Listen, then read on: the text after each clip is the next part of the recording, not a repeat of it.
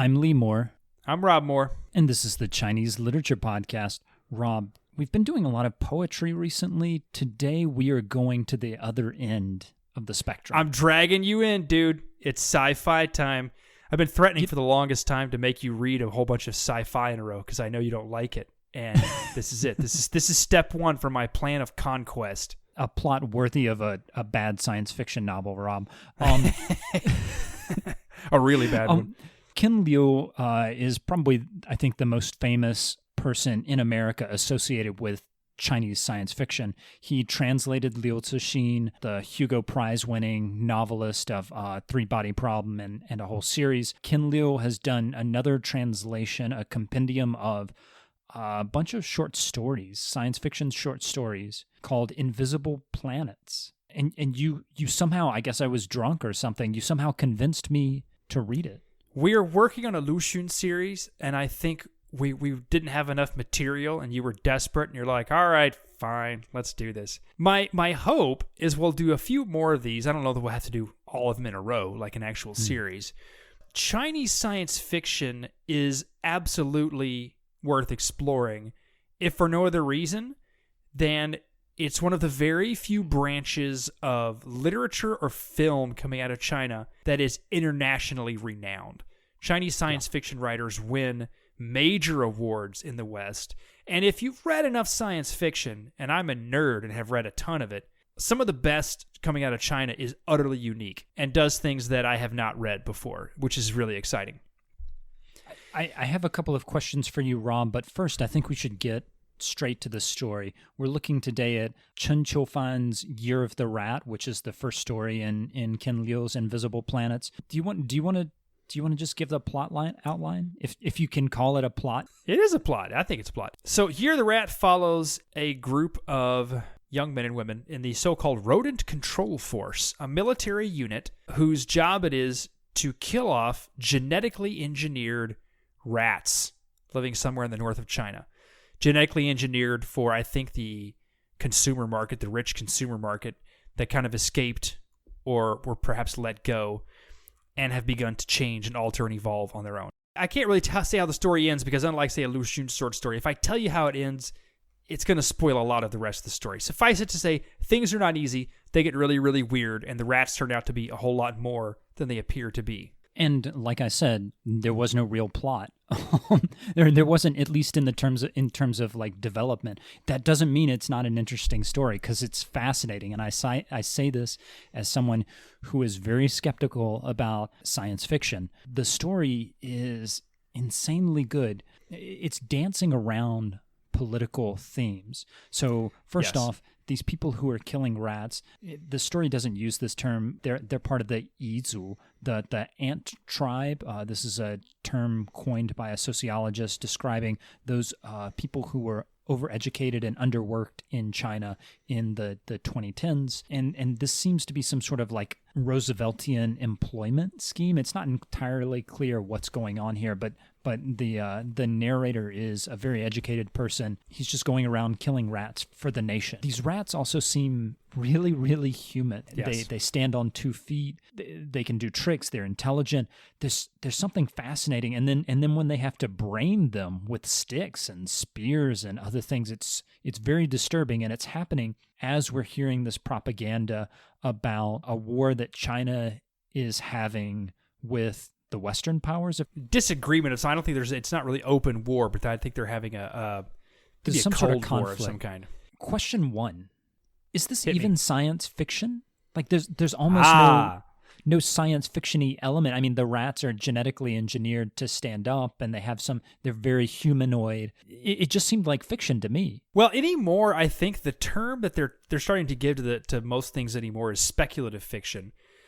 If you want to read I think, a fun discussion of genre, and we're both nerds, so trying to nail down what is or is not science fiction. Don't use the term nail down after discussing this story. Yeah, exactly. It is kind of gross. Anyway, trying to nail down what that is next to impossible. Because no matter what you find, there's always a quote-unquote classic in the field that doesn't have any of the things you just described. Yeah, I'm very skeptical of the usage of the term speculative fiction because what kind of fiction isn't speculative? Right. There's that too. I mean, you can read a lot about it. Anyway, I have no problem not calling it science fiction, but the fact that you are dealing with genetically engineered super rats, you wouldn't necessarily find that in, say, William Faulkner, for example. That's a very petty sort of difference, but that's sort of where the genre thrives, is like, science, you want science? We have genetically engineered rats. Boom, let's go with that, right? Star Wars is often called science fiction. Negative. There's nothing scientific in any corner of Star Wars. They're in space. Yeah, that's pretty much it, right? I think that I know why this is called science fiction or speculative fiction or whatever, but I'm going to table that discussion and we'll get back to it. This kind of reminded me of George Orwell and maybe like Animal Farm or 1984. It's a discussion that's completely unrelated to anything in terms of Animal Farm, at least. Like you're kind of pushed into reading it as a political parable, but if you just read the story on its superficial level, it's just this kind of weird story that's actually quite uninteresting. It's only when you read it while you're thinking about the political meanings that it actually becomes really fascinating. And well, the reason that I think that this is important, and the reason that I think that this is called science fiction, even though it's not really that science fiction-y to me, is because science fiction, in China at least, science fiction has a lot more latitude in terms of what you can write. It's the censors aren't paying as close of attention to it. If he just kind of took away the genetically engineered rats and made them something else and didn't call it science fiction, this would be way more politically sensitive. You couldn't publish that kind of stuff at all. No, that's a great point. And in fact, like you, at a certain point early in the story, I went, rodent control force. I mean, if these were aliens or something, I think I'd be on board with rats. What the heck? Chen Qiufan does something really intriguing with his language, and he trots out a ton of what sounds like boilerplate communist rhetoric. Like, here's a classic example when they're being taught and instructed by the district main administrator. He's sort of what's called in the story the good cop. It says this in the story. Finally, he offered us a vision of the hope and faith placed in us by the people. Quote, "It's honorable to love the country and support the army. It's glorious to protect the people and kill rats." End quote. Now, that is both straight CCP Cultural Revolution rhetoric and also hilarious because it ends with, "It's glorious to protect the people and kill rats," which is both making fun of it immediately in the language. It's sort of ridiculing the whole idea, right? Who are you killing? What are you killing? But that's the important thing, and I think this is what makes the science fiction label so important, is if you're not reading it carefully, if you're just reading it on a superficial level, that could easily get past you, and you could just take this seriously. Oh, we're protecting the nation and killing rats. But once you start thinking about it in terms of politics, it's a hilarious poking at this nationalism, especially when you have this conflict going on with these other nations that's just kind of being broadcast, and it doesn't really affect the plot that much. It's juxtaposed to the rat killing to suggest that maybe these other people that we're having this conflict with are kind of like these rats. Like the state is saying we need to kill them, we need to smash them, we need to spear them. Well, and what's important to remember too is that the rats are domestic creations. These aren't necessarily representative of the outside forces, which are quote-unquote the real problem.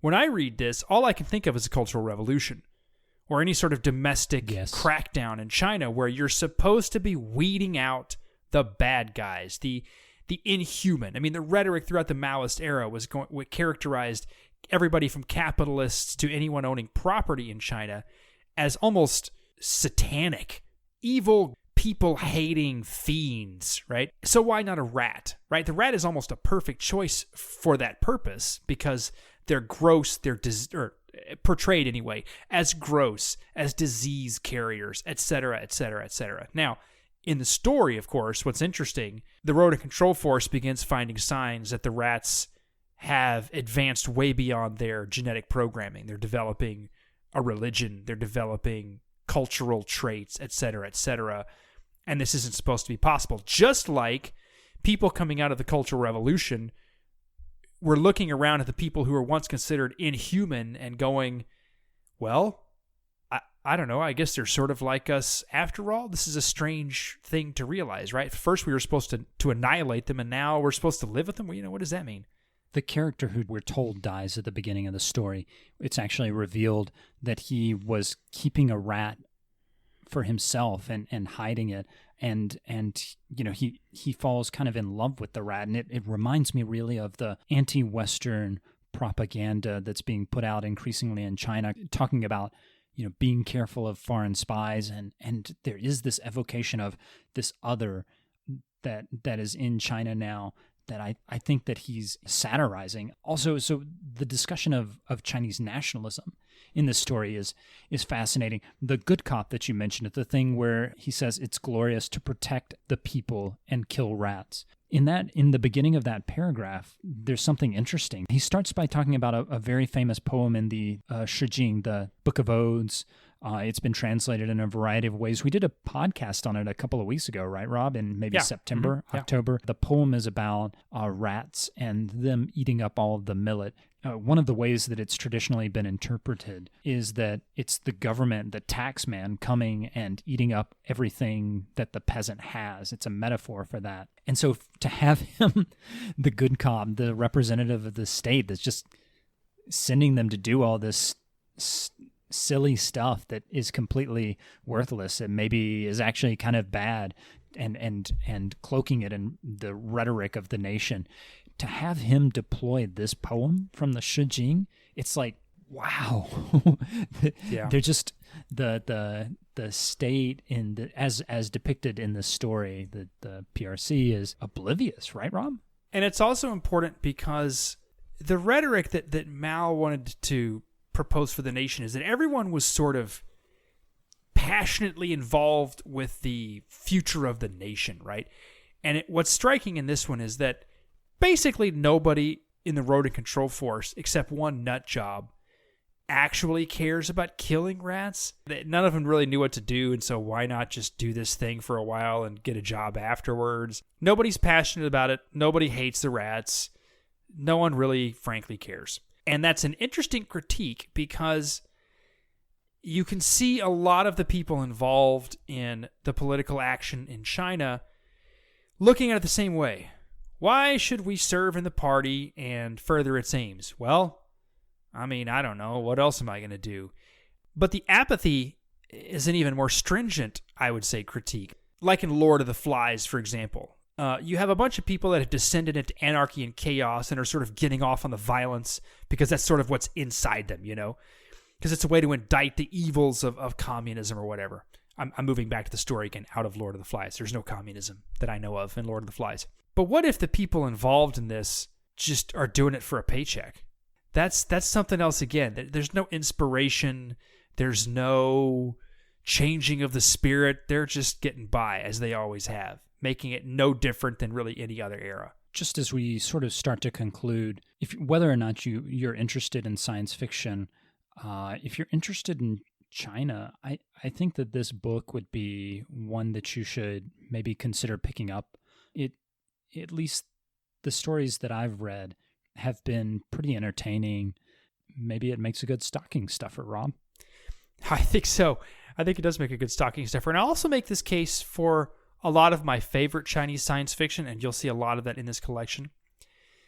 It reads like old school sci-fi in the best sort of Ray Bradbury, Arthur C. Clarke, sort of the old guard science fiction, in that it doesn't often get so fancy that you find yourself 20 pages in before you go, I'm sorry, what is happening here? Right? Something like this story, as you mentioned, is only quote-unquote science fiction because it has genetic engineering involved. But like with Orwell's quote-unquote science fiction, it's much more interested in giving us a world that is like ours, but is just a bit off. This is a little bit what the scholar Darko Suvin once called the language or the literature of cognitive dissonance. That's sort of his definition. Anything that calls itself sci-fi has to do this, right? It has to be off of our sort of reality track a little bit. And it uses that offness to make a trenchant political point, I would say. Very interesting. Absolutely. In fact, Liu Cixin does a lot of that in his best work as well. Anyway, as I say, it's very unique. I hope we talk about more of this stuff as we go forward. Rob, before we go, could you just remind us, if you're feeling the need for more Chinese literature podcasts, where do you go? The easiest way, without buying a plane ticket, is to look us up on Twitter at ChinLitPod, Instagram at ChineseLitPod. You can send us beer money at Patreon, Chinese Literature Podcast. And, of course, Chinese Literature Podcast at gmail.com. We love emails. We answer emails. We often as long as feature we're not defending emailers. dissertations. Exactly. And you're done with that, my friend. Yeah. I don't know if we've posted this yet on the podcast, but Lee is officially Dr. Moore. There's 2 Dr. Moores on the podcast. I don't know what to make of that. I don't know if that makes us sound more or less professional, but anyway. Well, it makes us sound more, because we are the Doctors Moores. Doctors Moores. It makes us sound like some sort of TV show, sitcom couple. Anyway, look us up. Send us a message. Review us on your favorite podcasting platform. Give us a shout out. Help us to spread the word. Rob, before we go, what beer are you drinking?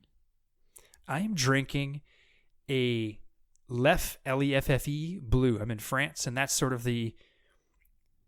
it's so cheap that it's cheaper than Budweiser, and yet it's about 20 times better than Budweiser. So I love being in France for that. I'm having one of Oakshire's Beer Geek beers. This is the coffee, Beer Geek coffee. So thank you to our Patreon donors. Enablers. Thank you to our Patreon donors or enablers or whatever you want to say for these beers. I'm Lee Moore. I'm Rob Moore. And this is the Chinese Literature Podcast.